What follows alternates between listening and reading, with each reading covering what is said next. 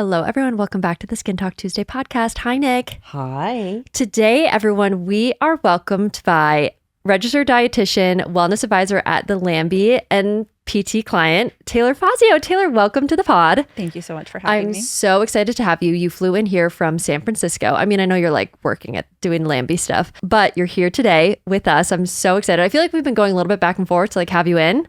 Mm-hmm. And I know you being a PT client and everything, I cannot wait to share your story. Like there's so many things that I think that we can get into today. So thank you so much for coming on. Thank you for having me. I would have flown in just for this podcast. I mean, I almost begged you to, but I didn't Yeah. want to ask too much because I felt like I was Don't tell already me it was a asking good for a time. lot. Yeah. We were like raving. Mary was raving about you just having all of the recs. All of the recs. Well, you also have your Substack to a T, which I'm going to be referencing so much on this podcast. It is so good. Everybody needs to subscribe. Seriously. Thank you. You give the best recs, everything from like obviously wellness things to, you know, hair stuff to like different like stress management. I don't know, the whole gamut you really do have in the Substack. So I know that you're going to help all of the PT listeners or STT listeners, you know, get all of the best recs. I love it. Let's do it.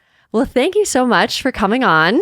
I'd first of all like to start off with your skin journey with Pacific Touch, because I'm sure like a lot of people that have, you know, come across either the podcast or just even being in the PT fam in general have a very like, you know, different but similar skin journey. So if you could just take us back to like when you first found Pacific Touch, where you were in your skin healing journey. Absolutely. I found Pacific Touch in my late 20s after trying to find like my skincare home in New York. Uh-huh. And I had gone to all the nice spas, all the best like quote unquote facialists and done all the things. And I was getting about 500 different opinions at every visit and leaving, even when I went to the same place, and leaving kind of more confused than I left. And then I would start noticing my skin was actually breaking out more post-procedure. Oh, wow. So I was like, something isn't right. Or maybe I'm just not a facial girl. And then I forget who it was. I wish I could shout them out now, but I got recommended Pacific Touch. They were like, they're specifically deal with acne. They can deal with by like a rosacea. friend or whatever. Did you see it online? I want to say it was online. Okay. And it was some beautiful journey of someone that had similar issues as me. Like Wow. Okay. history of acne, rosacea, which I was dealing with hardcore. And I was like, oh gosh, I need this under control because everything on your face feels so personal. But I was like, who can even tackle all of the above in one session? And I kind of didn't believe it existed.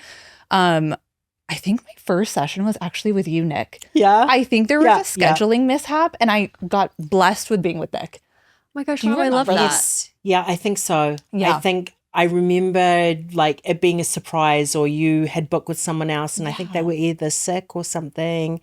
And it ended up being, And I was like, well, I mean, what a first impression. I got the queen herself. But I had a session with Nick and it was so comfortable. Like talking about your skin can be so, like I felt so self-conscious about it. And I remember in the session, even the intake form, and I rave about this all the time, it was so thorough and brought up points about like what towels you're using, what do you use at the gym, and little things before I even got into the room where I was like, oh, they really get it. And then sometimes when you do it kind of is the way you work too, right? Like I feel like sometimes when you align or you find your place and you're like, oh, they see the world through the lens that I look. Yes. Yeah, because that's the impression I remember Yeah. when I first ever met you. I'm like, oh, we do the same thing, just in different Because fields. at that time, were you like in school to be a registered dietitian, or like where or already like graduated or anything, or where did that kind of come in? I was post-grad, so I Okay. actually looked back. I'm like, how long have I been seeing you guys? And it was 3 years ago. So I was like 5 years into my career. Okay. And so as Nick was saying, like I kind of do practice nutrition in that way where I see the body as one complete system. Yeah, for Nothing sure. is rarely happening in isolation. So I appreciated the fact that it's not just one thing. There's probably like either small little offenders that are adding up into something significant, or I'm doing something wildly wrong. Like, and we'll get into my tretinoin story. Okay. And just like having someone really thoughtfully look at those felt like aligned with what I do with patients. And I was like, oh, we spoke the same language, which was so nice. Yeah. Had my treatment, and then I started seeing Kim. I could never, like, Kim's Kim is the probably best. sick Shout of out me Kim. because I'm like every month I loved seeing Kim. And I've been seeing you guys for 3 years. And Right. I'm just Yeah. Well, what have you biggest done fan. in the past that didn't work for you? Because I know you just mentioned tretinoin, and in your Substack, shout out to that as well. Like I said, I'm going to be referencing it a lot.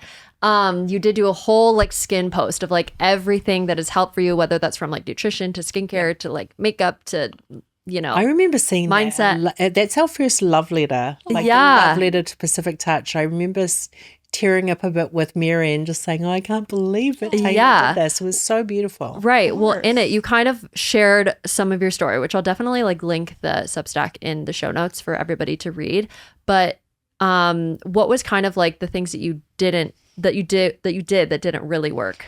So I think what I do know now is I started off with really harsh acids Oh, wow. Okay. too often. Why, was that just a you thing, or were you prescribed that? I was being recommended to buy like when you see 5 different facialists, Right. they're going to have. Oh or my gosh, no, there's I don't so even many think they were different things. estheticians. Yeah. Yeah. Like, everyone's going to have their own opinion, which I Yeah. totally respect. I just think they were going through their kind of rinse and repeat recommendations.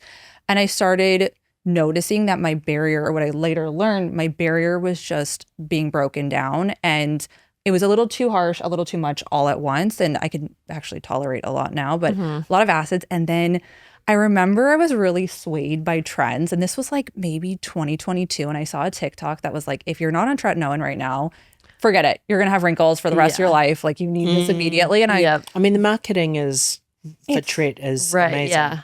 it worked. Yeah. The marketing worked, and I work alongside a doctor, and I was like, would you prescribe this to me? And she's like, no problem. Oh. Not even really thinking about like there's different percentages of it, how and when to use it. So I kind of went rogue and started using it. And so acids plus tretinoin, and Kim will tell you this, and I'm going to be honest, I'm the worst with sunscreen. It was a recipe for disaster. Yeah. So No. Okay. and then it was kind of like I could never get my head above water with things because I was doing all the wrong things on the back end. And so no matter what. It's like a shaky foundation, so to speak, meaning Yes. just right out of the gate. Right out of the gate. Sensitivity. Because the problem is too, and I wonder if this was part of your history, when you have a dual diagnosis, like when you're dealing with acne and rosacea, if you lead with acne is my problem, if people don't do a thorough enough look into your skin health history and realize, oh, this person has rosacea, or this person has eczema or perioral, even if the flare-up isn't there, you are super sensitive. And so all of the acne topicals will just absolutely aggravate the rosacea. And it's that balancing act, of trying to find what works to calm the flare-up plus dealing with what's making you break out.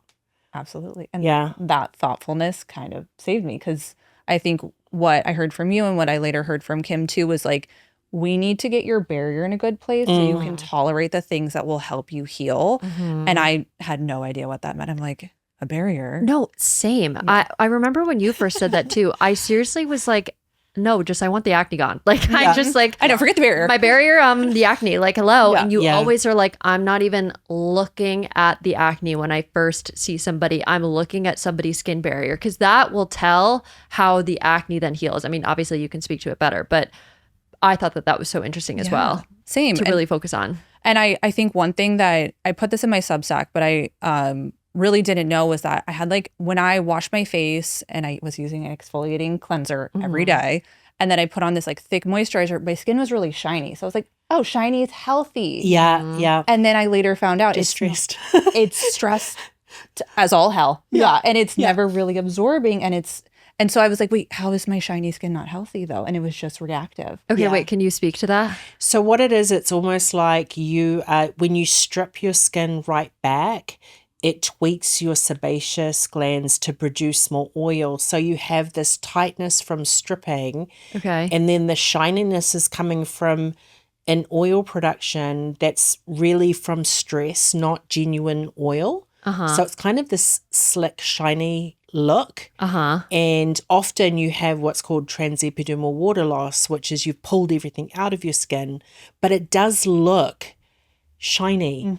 And people think, and I will say too, like, I don't know if you think back now to when you were in that mode, because I remember in my own acne healing journey, I kind of got addicted to the feeling. I think once you get into using actives, you actually, like, I enjoyed tingling. I enjoyed things feeling tight. It kind of, that gave you the wrinkle-free look when your skin was like so tight from being stripped. Or if I was in a clay mask with vinegar and my face was beetroot red afterwards, I'd be like, oh, it did something. Like, you kind of enjoyed.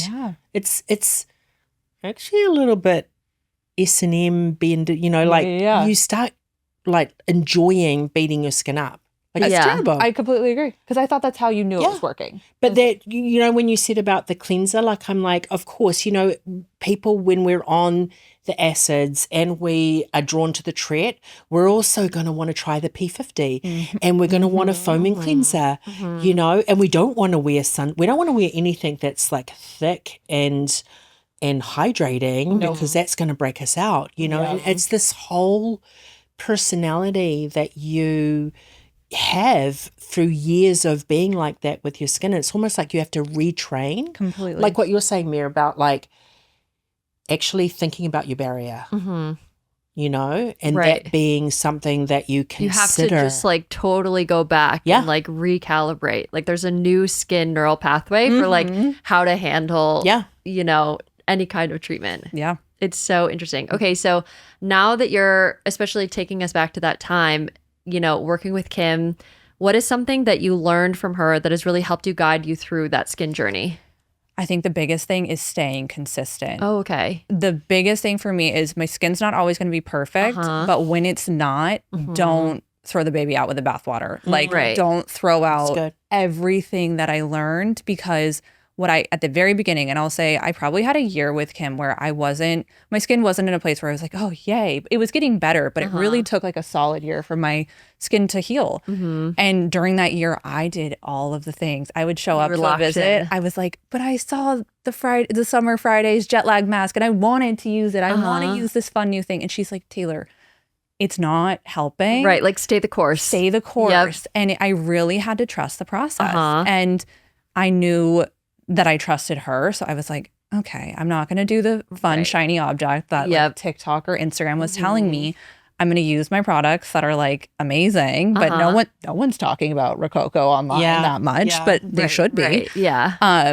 So it was staying consistent and not deviating every time I was in what I thought was like my skin was in a bad place. And showing up with her and I met with her monthly for a really long time, and she was really good about being like, I see what's happening. This is why it's happening. And this is why we're going to stay on the same thing. Or maybe we're going to layer on a new product based on where we're at now. And so her guidance was everything to me. And that was like a huge unlock. I'm like, you don't need a new product for every new thing that's happening. And it's like a core 3 things that were happening to my skin. Yeah, no, she really, I mean, we were saying earlier, she really is just like the best detective. Yeah, totally. So now that you're really on the other side of things and your skin is clear, what are your skin non-negotiables now? Oh gosh. Stick to my routine. Use an oil cleanser and not a exfoliating foaming wash. Yeah. Like, start there. Was that hard for you to get into oil cleansing, or did you take to it and love it straight away, or did you kind of have like a pushback in your head about like, oh my God, is this going to make my skin worse? Exactly. I was like, oil on my skin? Are you nuts? Like, it is a really weird feeling. Yeah. And you do it dry. Doing it dry was like the oddest sensation. I'm like, wait, what about my beautiful like foaming and like kind of sad, and like getting everything off. The satisfaction for sure. It was a learning curve. Could you go back now? Like, if you think about, oh gosh, no, because I know how much it strips, and what you were saying about like the tightness after. Yeah. I remember saying that to Kim. I was talking about the face wash I was using, and she's like, immediately after you use that, how does your skin feel? And I was like, oh, I have to go run and put on my moisturizer. She's like, Taylor, that just took out all the water. So I think I know more now, so I can do better. So no, even though I get it. I know. And I'm sure there's some good foaming ones, maybe. Like, you know what? We've actually found one. We were just talking about We were just talking about it because I have like a hate relationship with foaming cleansers just because of what I know that they do, and I always swore off them. And then Belmondo, that do the Belmondo hydrating mask that we love, they do a silky mousse. Ooh. That's like if you want, like Mary will often double up, like she'll take, that along with her like oil cleansers. I pretty much at my age now stay away from that sort of thing altogether. Yeah. But it's a good like, you can use it if you feel like using something foaming, it won't strip. I'm curious on that, Mary. Do you use it first and then you oil cleanse or after? Yeah, so I'll usually use like the Ruby cleanser, and then I'll do it's more like at night when I've had makeup on and like need to just like get everything off. You know what I mean? Sometimes, and I think like it's almost like a mental thing sometimes. And I know that you've said this before of like some people really do just need that like foaming situation. And if you are going to do it, it is a really good option, I have to say. Yeah. A pro tip when I'm craving that moment. Yeah. When you see Kim, like you should ask her about it on Wednesday. I will. Okay. So I want to get in a little bit more of like your registered dietitian background, because I'm sure a lot of that information has really helped you in your skin healing journey. Because, you know, as we know, being at PT, it's all one big organ. It's one big thing. The systems are all working together. So what do you recommend? In your Substack, you talked about this a lot with skin healing things for collagen boosting foods, because I feel like we talk a lot about omega-3s and fiber and things like that, protein, of course, but like I don't really hear a lot of people talk about collagen. So what would you say in your background for what you recommend? So what I love about collagen boosting foods is that they're all protein sources. They're going to come from animal sources. One of the biggest things, and I talk about this in my Substack all the time, is I love retinol, meaning vitamin A, like truly eating it, and not just beta carotene. So there's two versions of vitamin A. There's retinol and beta carotene. And you get the beautiful beta carotene from like your bright colored produce. Think of like your bell peppers, your strawberries, all that good stuff. And people, if you look at most supplements, it predominantly has beta carotene. Retinol, you can overdo it. It's a fat soluble vitamin, but I love eating that form of vitamin A through animal sources. This is like the weirdest thing ever, but I love like organ meats. Like I always talk about. It's not weird, hun. It's not. It's really not. Like if you know, you know. Wait, okay, what? Like what? So I'm not advanced yet where I'm like making it at home. I do liver. I love, like I'll do a liver meatball, like with like a ground meat. Like I'll do a ground bison with some organ meats in it, specifically like liver. Yeah. Chicken liver? Best. Chicken liver works. Noosh eats up chicken liver like oh my God, crazy. really? Yeah. Okay, it's so funny that you say that, because I know exactly where they sell the chicken liver at Whole Foods, at the one that I go to. And every single time I look at it for a second and I'm like, is today going to be the day? I know it's so good for you, and I don't know why. I just am like, I'll get it next time. You know what? The next time Guy makes chopped liver, I'll bring some in for you. Please do, because I know it's so good. It's good. Diana from DO Nutrition, we've had on the podcast a couple of times. She recommended me to do the chicken liver. Love. And I just haven't gotten there yet, but I will. Yeah. After like you saying that it's good, I should. I'm your second What do nudge. you think about cod liver oil? I don't mind it. I think it's great. I think, I mean, what a nutrient source. It kind of falls in the same vein. I'm fine with that. I mean, if you can tolerate it, I think some people have a struggle time doing the liquid. If you can find it in capsule form, totally fine. From supplements, what you mentioned about omegas are wonderful.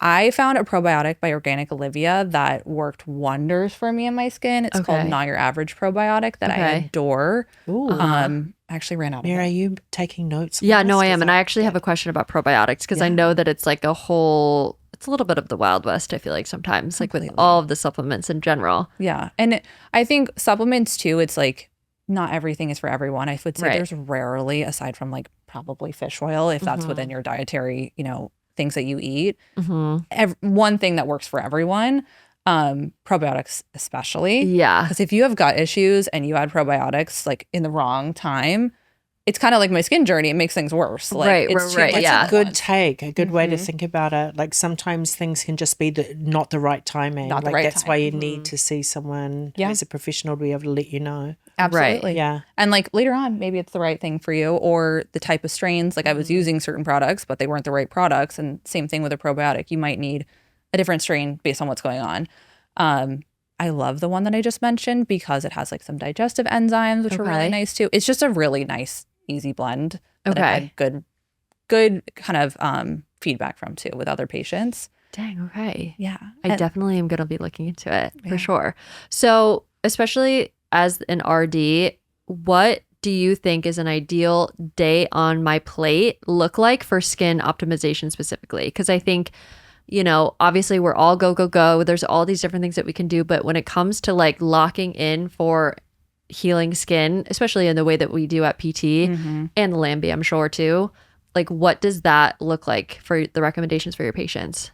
one, it's making sure you're eating, like, period. So true, yeah. I feel like people are like intermittent fasting or skipping meals too often. That just stresses you out. And like, what is one of the main what is your culprits? official stance on intermittent fasting? I don't love it. Really? I mean, men go crazy, do whatever you want. Right, yeah. Women, we're not talking about you. Yeah, we're not talking about you at the moment. Spicy Mary. It's true, but we're not. Like, they don't have to deal with like all of these issues. Yeah. The nuance with men is pretty minimal. So like where we talk about women, it's like the caveats come in. Yeah. I would say like my party line on intermittent fasting is I would rather you eat an earlier dinner and just have a little bit more time to digest before bed than like the classic, I'm not eating until noon. No one thrives like that. Like, and I hear it all the time. I'm not hungry in the morning. I have no time.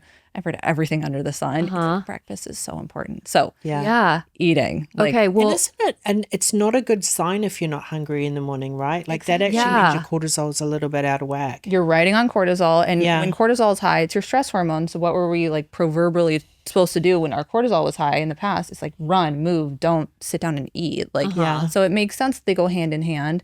And it's actually de-stressing to have a meal, feel fueled, feel like you're not in a starvation state. So it's like one of those things that I see Interesting. for my New Yorkers too. They love to just run out the door, have a coffee, and call it a day until maybe lunch. You know? Yeah, go. Yeah. So having a breakfast, I would say like anything fiber rich, protein rich. I'm a smoothie girl. I'm so low maintenance. I'm going to throw everything in that blender. Like I'll do spinach, almond butter. I'll do a berry, a good protein powder. Okay. Ground flax seeds and some cinnamon, add water, and that's it. Takes about 3 seconds. That's you can literally do steamed cauliflower as well. I've never done that, Nick. I used to do that all the time with Noosh when she was little because it makes things creamy. And when I was making her veggie purees, I used to freeze some and put them in the freezer for smoothies. Brilliant. Easy. Sneak it in, right? Easy. Yeah. I need to do that because I've heard it's the same consistency as like a banana almost. Yeah. It gives you that creaminess. Exactly. So like a perfect fiber opportunity. I wouldn't be eating cauliflower in the morning. I'd just sneak it in my smoothie if I was. Right. Sure. And then like a balanced lunch where my one dietitian thing is I don't eat fish. It's the worst thing. I just wish I could, but I don't. Okay. But like a beautiful protein, whether that's like fish or chicken, or I just talked about my like liver meatballs or whatever it is with. I need to get that recipe. You need to like write it on your Substack. Do you use just speaking of the liver meatballs, the ancestral blend? Do you like them? It's my favorite. Okay, good. Yeah. The Force of Nature one? Force of Nature. Yeah. Did you get them? Has the, Yeah. I think I tried it for the first time recently and I really was like, okay. Yeah, it's worth a couple extra dollars. I mean, our house, really Mary knows because sometimes I send her photos. Like my partner, I mean, he has she's next everything level. Under the sun. Like for hunt, like he has friends that hunt and he'll like get animal parts and things like that because he's very much like, he is a meat eater, but his philosophy is, use anything and everything. That's amazing. Like not to be wasteful and just, get all of the nutrients and stuff. So our fridge is a haven for that sort of thing. That's kind of a dream. Yeah. Because those are usually some of the most nutrient parts of the animal. Exactly. Like talk about collagen. Exactly. Yeah. Yeah. And I feel like it's the ones that we stopped kind of consuming in America. And they're kind of having a little resurgence. Like I think organ meats is having a little bit of a moment, like coming back. But to your point, they really are. I've known it from acne healing for sure. The liver, like being such a great source. So many nutrients. It's like one of the most. It's a hard sell, but part of it going back to my daughter is honestly just exposure from a young age. Yeah. A lot of us have. I remember when I was little, it was almost like a punishment. Like my mum would give us a kidney stew and didn't really do anything with it, and I kind of feel like now if you introduce it early and in a nice way and make it tasty, people don't even think about it twice. Completely. Yeah, you're going to do it with some love instead of, I've heard my parents used to say that growing up. They're like, oh yeah, we had liver, but it was prepared like sauteed maybe. I'm like, oh, well, yeah, you can pay me to eat that. It's different now. Yeah, now. Right. Okay, so lunch is like some sort of good protein. Good fiber. I'm trying to think of like, I had a veggie wrap today with like hummus, vegetables in a tortilla. I don't shy away from carbohydrates. Like I'm pretty much like, as long as it's well composed and has like the protein, fiber, and carb with like the fiber being the predominant carbohydrate and a little healthy fat, I think it's like a perfect meal. Especially like for lunch. Like that really can like, make or break your day. Yes, exactly. I always call it like the witching hour is like 2 to 4 p.m. Yeah. People are like, I will eat whatever in front The of me. blood sugar dip. It's dips. And Well, you it's so true. know, the funny thing is I was talking to a client who gets hangry a lot, which, we were talking about blood sugar and things like that. And one of the common things that happens in offices is it'll always be like fruit wraps and, little bars and things like that, like things that just spike blood sugar even more. So teaching people too to balance the snacks and just make sure that they're, that they have the healthy fat and things to balance blood sugar is huge. Yeah. It always blows my mind when people work at like these amazing firms and their snacks are like Ritz and like a Nature Valley bar. I'm like, wait, we can do crazy. So much better. Well, well, what do you say to that? Because that was another question I had for you for like, if you're in a pinch and need a snack, especially to balance that blood sugar, what do you usually recommend? Because like some people like bars or some professionals like recommending protein bars, some don't. Like, what do you really say? I'm a fan of a bar every once in a while. Okay. It's like my SOS. Like it should live in your purse for when you're like, oh God, I'm in a meeting for like 2 more hours and I need something, or like I'm on the go, or like if you have kids, like I feel like they're a saving grace. Yeah. Relying on it consistently, it's just not creative. Like there's so much more we can consume. Yeah. Like something as simple as an apple and almond butter is going to be so much more satisfying than like an RX bar, even though I love RX bars, but like if you have the option to choose and get creative with it, like that has so much more love in it and intention than like unwrapping a bar that you usually get at an airport. So it's just a different like satisfaction profile. I don't mind protein bars though. Like not all are created the same. And I actually think that I've had some clients in the past tell me when they're eating too much like healthy processed food, their skin doesn't react well to. Oh, interesting. Yeah. Like they're using too many protein powders, or they're using too many green supplements. So I'm like, there's a threshold. Like make sure you're predominantly eating whole real food. Yeah. Do you like the meat sticks? I feel like everybody's like loving a Chomps these days. It's the same. I probably like it a little bit more than a protein bar. They're good. Yeah. Like, do I know eat them? somebody No. said the other day that they were like, why not just have like a little bit of chicken, like shredded chicken or something like in your fridge. I was just gonna say that, like, but it's so funny. But like, in your don't head, think a of that. bar is so easy. It's just like grab and go easy. It's already prepared for you. But then at the same time, like when you really think about it, so is like chicken. You just need to like prep it a little bit before. Totally. Or just Not cook even. a little bit extra, when you're making your dinners or preparing your food at home, like bulk up, do a little bit more. No, totally. Yeah. So now we're going into dinner. What would you say?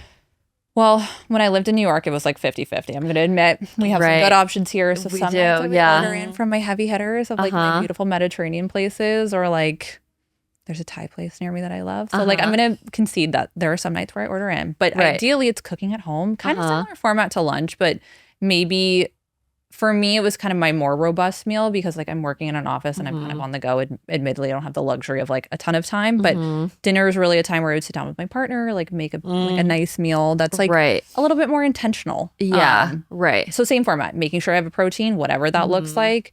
I'm a big like ground taco bowl girl where it's just like toss everything in a bowl. Yeah. And anything goes, right? Right. Like, so easy things. And one of the things I joke about with my coworker is I'm a dietitian, but I'm not a chef. Like I don't care too much. Like no one's looking at photos of my meals. They're just kind of like hitting the nutritional high notes. And I'm like, perfect. I kind of relate to that. Like I don't need it to like look beautiful. It's kind of just like what is easiest in my brain to like, to your point of like protein, veggie, carb, like what do I like eating for fuel. Yep. Yeah. Right. I mean, of course, I would love to have it like look beautiful and everything like that, but I'm just not that girl. You are so like that though. You're like we laugh. Really nice. Man, I suppose because we're hospo people, and my partner is a chef, so it's like even a basic sandwich will be open face and the avocado is fanned out and it's turned to, dreamy. I just don't have the patience for that. But maybe that's like something that I need think to work on. honestly, my mum actually,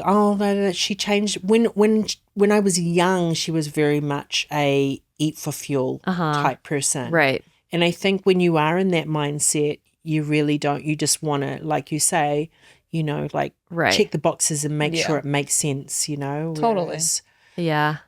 I know everybody is different. It's so funny, like what camp you fall into, especially in like the health and wellness space, because even within that, when you think that, everybody has these ideal days on their plate, like everybody still is a little different and like has different gaps. You know what I mean? Especially, that's why we're here, either like working at PT or at the Lanby or anything like that, like there still are more things to really optimize to work on. Absolutely. Yeah. The what I eat in a days are so funny to me. So funny. I like, they're good love them, inspiration. but it's like, yeah, I'm like, I don't know how realistic of a day this is, but like, it's a beautiful day. Yeah. And I'll be like, I'm going to steal that breakfast, but I don't know if I could consecutively do all these gorgeous meals. Yep. Yeah. I always laugh at the wrap ones where how people sleep with all of the things. Oh my gosh, that's me I'm these in days. my head thinking, oh my God, how I'm trying to imagine you sleeping with 5 things. When people go, what do they call it? Like unwrap? Is it called unwrapping in the morning? Yeah, I do that now, you guys. Oh, you do I that? do the hair rollers, the hair like things, and then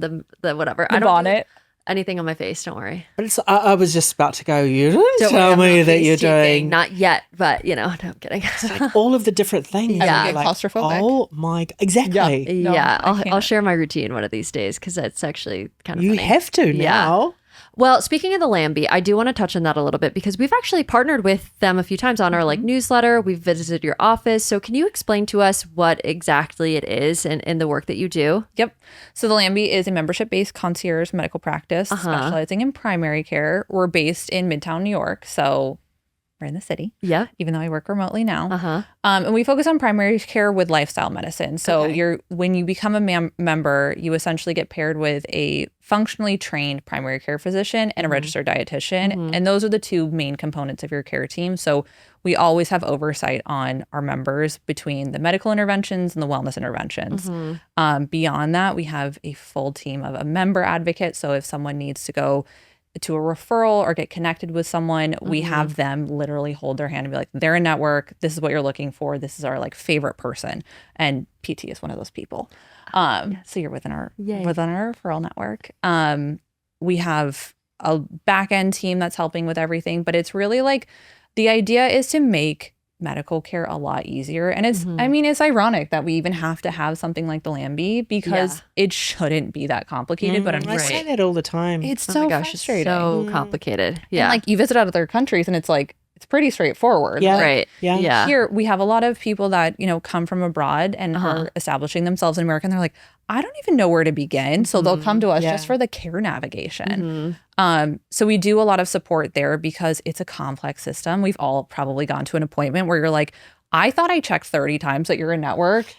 And somehow I'm at the end of the appointment and you're not. Like, it is just a heart-sinking feeling and you're kind of helpless. Yeah. So it's not a fun system to work in, but what we bring to the table is like that support. And we try to take care of what we say, like at least 80% of someone's medical needs. So we're not specialists. okay. So if someone has like a severe endocrine-related system or issue, we'll refer out to our favorite endocrinologist, but we can take care of a lot of it. So it makes that whole like playing telephone between your providers so much easier. So your PCP basically is somebody at the Lanby. Exactly. Our that you're assigned PCP to. is the physician that you get paired with. Okay. And we call them kind of like your quarterback because they'll Yeah. talk to your specialist. They'll like handle the handoff with between things. And it's really nice because So good. simple as like, I think I have strep throat. So like, I think I have thyroid issues. Like we can kind of cover it, which is really nice. So if like working here, could you go or working with the team, like if you weren't feeling well, instead of going to, another like formal doctor's office, like you go to the Lanby? Exactly. Yeah. We see people. I gosh. think the uptick this week was we had a lot of people come back from Mexico City with like GI issues. Oh no. Classic. Yeah, And classic. so we got all the messages. I'm like, I love that you guys vacationed. Yeah. This is so classic. And then the whole team comes in on like, here's what we're going to do. This is how we're going to treat it. Like, here's the lifestyle follow up. So it's like an all hands on deck, whether it's something as simple as that.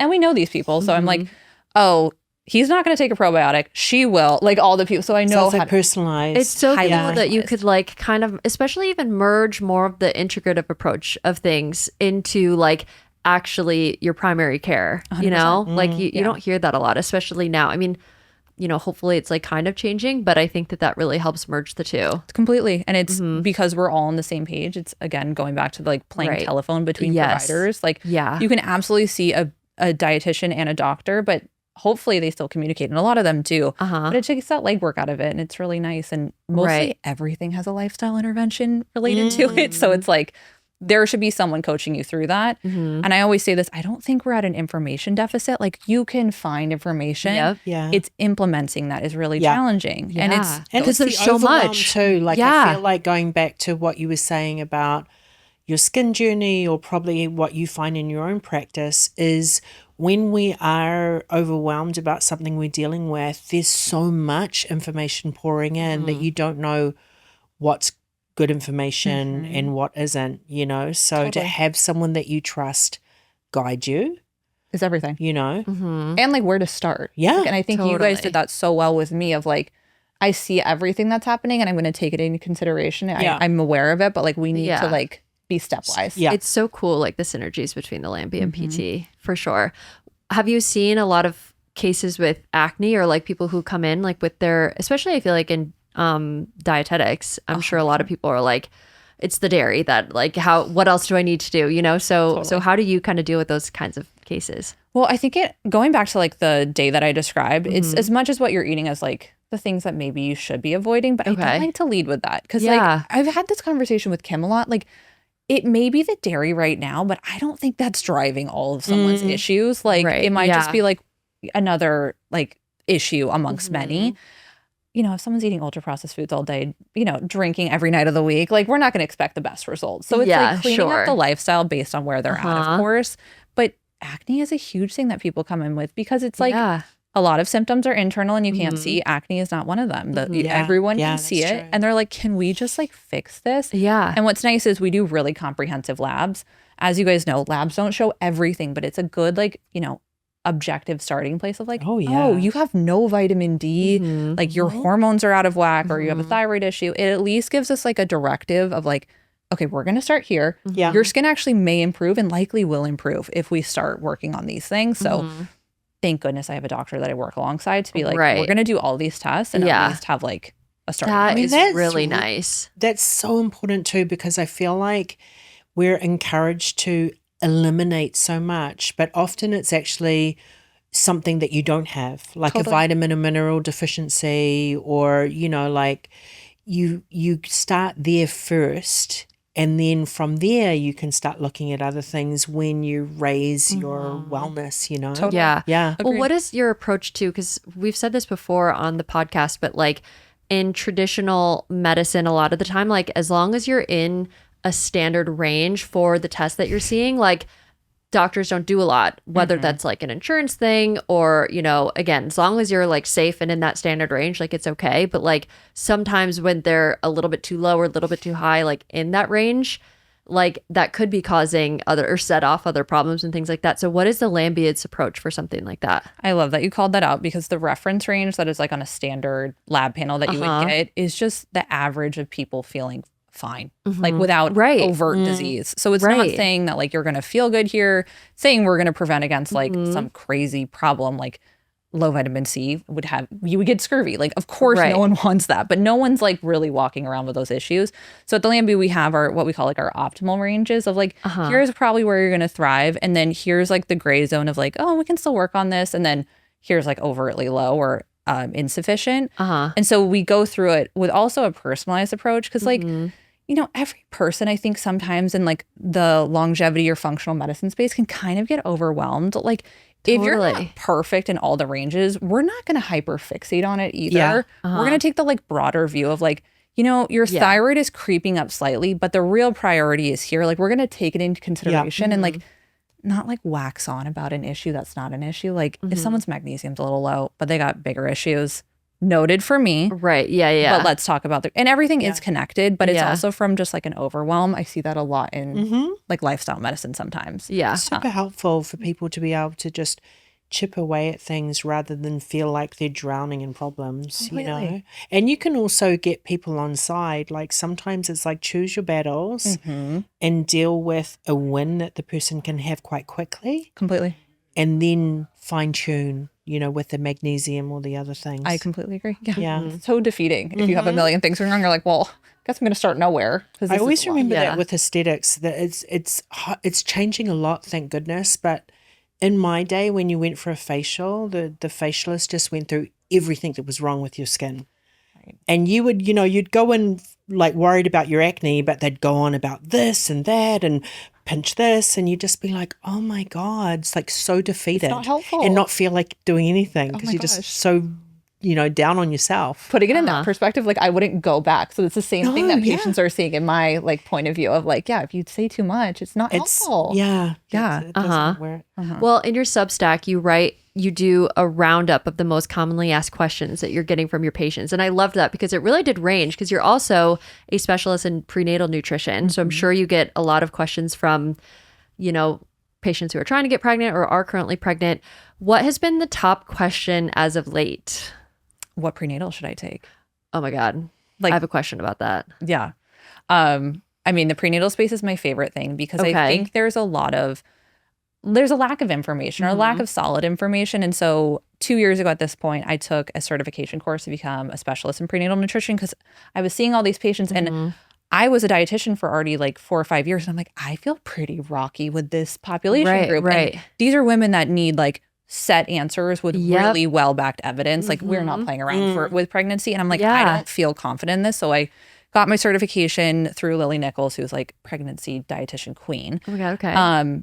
And now I'm like the go-to person at the Lanby for like fertility and prenatal and postpartum. And it's the funnest Oh my thing. gosh. I love that. What are you seeing like most often for those kinds of patients? So we were seeing for fertility, a lot of couples either trying to conceive and having challenges. So we have a lot we can go through there. Or a lot of younger people are just offered IVF as a benefit through work. And we talk about like if that's even an option for them. And if they are, like, okay, let's prepare you for that if that's what you decide to do, even though they're not thinking about family planning. Do you get a lot of people freezing eggs? Yeah. Yeah. And it's people that either have the benefit through work or that are like, oh, I'm seeing it more often. I want to consider it.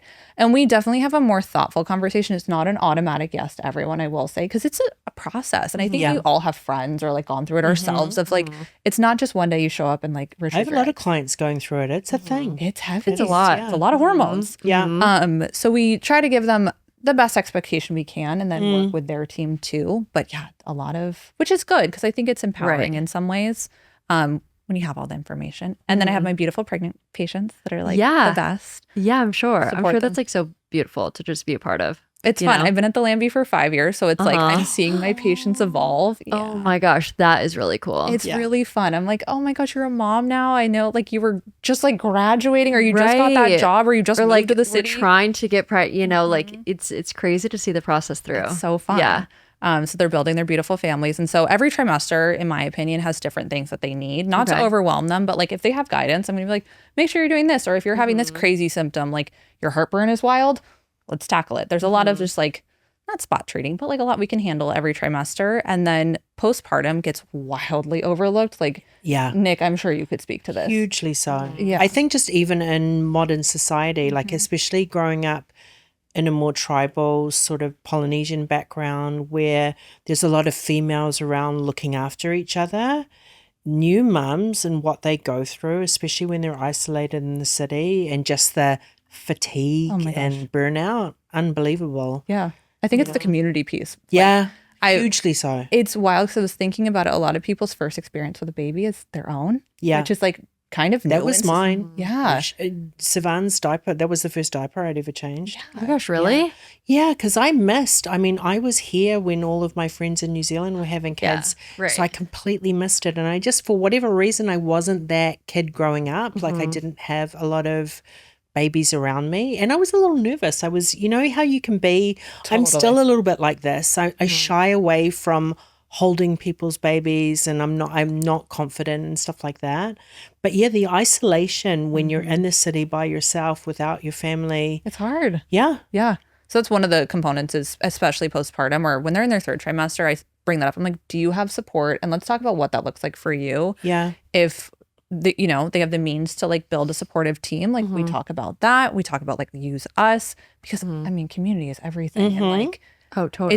It truly takes a village. And so doing it on your own is difficult. And I think saying it before it happens too, because like a lot of things for females, when we're having the hormonal fluctuations, it plays so much on your mind that you start to feel like you're going crazy by yourself. So at least if you've had a professional go, hey, this could happen and you could feel like this, or you need this, or have you thought about even just little things like pre-preparing meals and getting them in the freezer and having the list of, you know, the takeout that you like all written out for you, and Take just thought of it. little things. Yeah. As much support Super as helpful. possible. Yeah, I could not agree more. So it's just building that out and making sure they have the resources. And to your point, there's so many hormonal fluctuations that we don't test labs immediately, but like within like 6 weeks, we like to do a lab panel on a postpartum woman, because if someone, for example, is having like severe postpartum depression, a million reasons for that, but maybe it's their thyroid's really low, or like maybe, you know, maybe they have no iron and they're just feeling fatigued and just not themselves.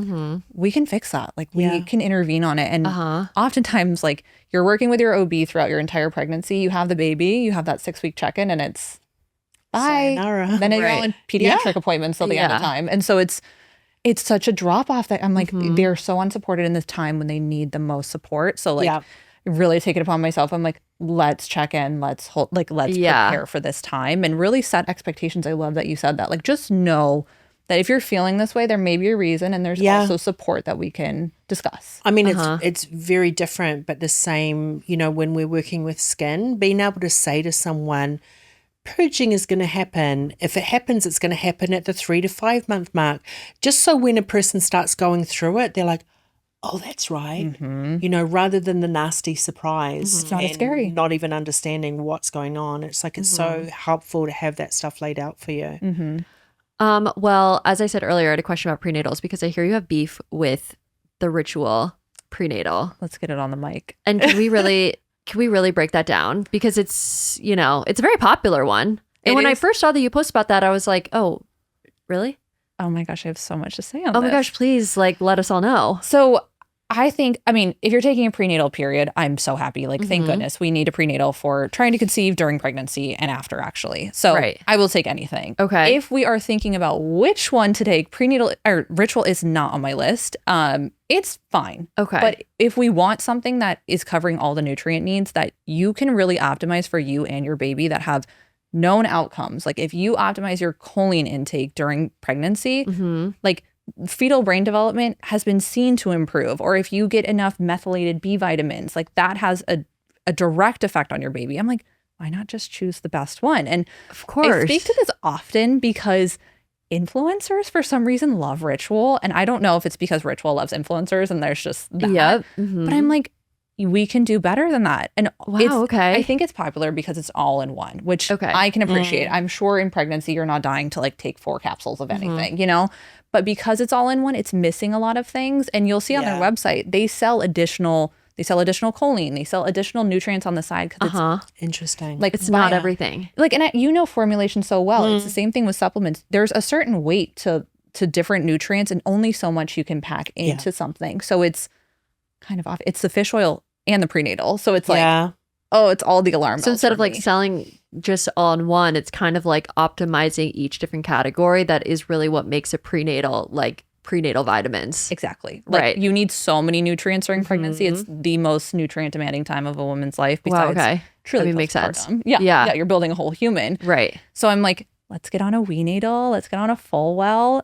There's actually, are those all different brands or the? Okay. So Weenatal is a prenatal brand that I adore. Okay. It's mint coated, which sometimes throws people off in pregnancy if they're like totally icked out by that. Oftentimes, if you're nauseous, it actually helps. I was just going to ask. Like, I immediately thought of that. It would actually settle you. It's like intended. So there's an intention behind that. The formulators at that company are brilliant. And it's 2 months, of course. Like, just brilliant. And it's only 3 capsules, which, you know, that's the best I can do. Yep. And then I want my patients taking prenatals, their fish oil should be separate from their prenatal. When you are digesting certain nutrients, you shouldn't have everything in one. You can take them back to back. I'm fine with it, but how things kind of digest in your body, even iron sometimes you don't want to take with the calcium in your prenatal. Like, it's just being mindful about there's better absorption when taken in a specific way.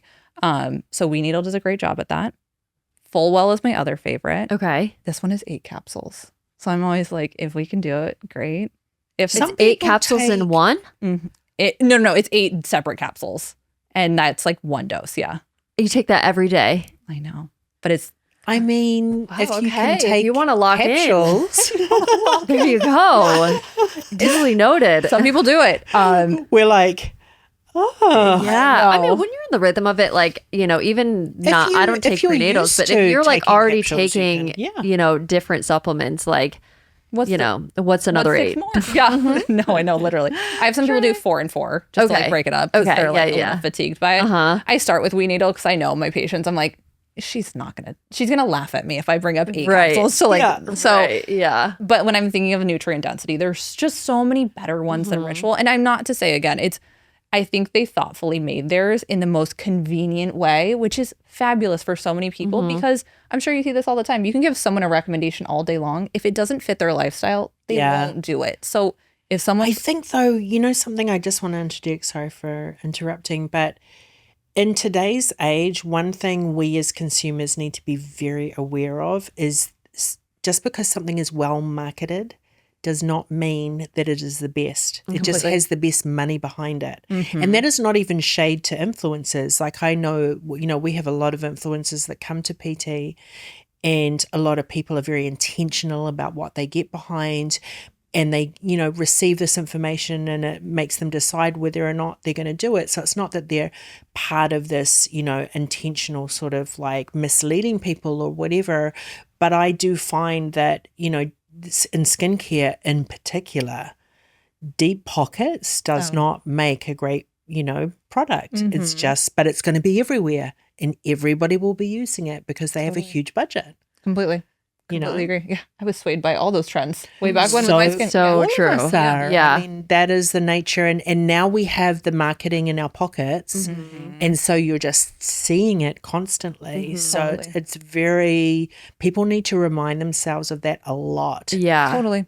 Especially with us too. And wellness. I mean, it's Because so we true. kind Yeah. of like travel in the same circles, once something becomes, like part of the wellness group, you'll see it everywhere. Yep. And then Totally. it does kind of make its way into skincare too. So I feel like, we talk, on this podcast a lot, I feel like a lot of the topics that we really address are like the cycle of the trends, it's so funny. A similar thing to prenatals and speaking to the trends that we're talking about, at least for me that I've been influenced by, is electrolytes. Oh, yes. And I feel like another Substack post that you did, I read every single one because electrolytes are something that all of a sudden everybody was talking about and everybody was like, you need to take them. And so I just like started like taking them or whatever. But what is your kind of philosophy?